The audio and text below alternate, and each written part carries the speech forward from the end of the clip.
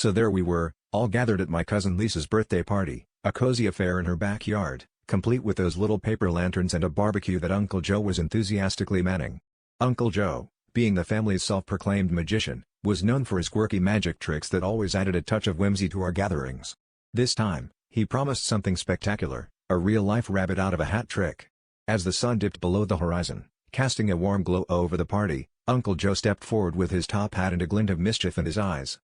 Everything started off smoothly.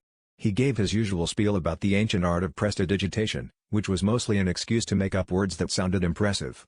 The kids gathered around, eyes wide, anticipation buzzing in the air. With a dramatic flourish, Uncle Joe reached into the hat, his face a mask of concentration. But instead of pulling out a rabbit, he yanked out a large, rather confused-looking carrot. The crowd erupted in laughter, assuming it was part of the act, but Uncle Joe looked genuinely perplexed. Undeterred, he dug deeper into the hat, determined to make his rabbit appear. Finally, with a triumphant "aha!" he pulled out a fluffy white rabbit.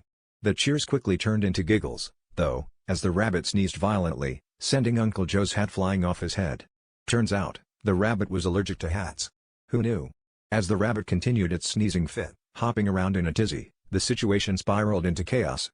Kids were chasing after the hat, trying to return it to the rabbit, while the adults scrambled to catch the poor creature before it darted into the neighbor's yard.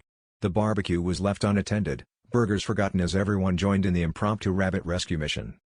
In the end, order was restored, the rabbit was safely tucked back into its cage, no hats in sight, and Uncle Joe, slightly sheepish, made his apologies. But as everyone settled back into their chairs, Uncle Joe, never one to let a moment go to waste, raised his glass and declared with a chuckle, "Well folks, that was certainly a hair-raising experience." The laughter that followed was the perfect way to wrap up one of the most memorable parties we'd ever had.